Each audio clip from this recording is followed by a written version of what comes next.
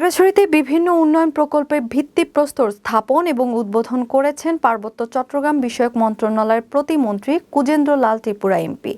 ১৯ মে রবিবার সকালে জেলা প্রাণী সম্পদ অফিস ভবন নির্মাণ কাজে ভিত্তিপ্রস্তর স্থাপন করেন তিনি। এ সময় গণপূর্ত অধিদপ্তর ও প্রাণী সম্পদ বিভাগের কর্মকর্তা সহ আরও অনেকে উপস্থিত ছিলেন। পরে জেলা সদরের কমলছড়ির ঘাট পাড় এলাকায় চেঙ্গি নদীর উপর নবনির্মিত ৯৬ মিটার দীর্ঘ একটি পিসি গার্ডার ব্রিজের উদ্বোধন করেন পার্বত্য প্রতিমন্ত্রী। এই উপলক্ষে এক আলোচনা সভা অনুষ্ঠিত হয়। আলোচনা সভায় স্থানীয় জনপ্রতিনিধি সহ এলাকার গণ্যমান্য ব্যক্তিবর্গ উপস্থিত ছিলেন।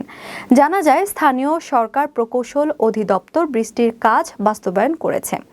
দুটি প্রকল্পের মধ্যে জেলা প্রাণী সম্পদ অফিস ভবনের ব্যয় ৩,৪২,০০,০০০ টাকা এবং গার্ডার ব্রিজের ব্যয় ৬,৫০,৪৭,০০০ টাকা।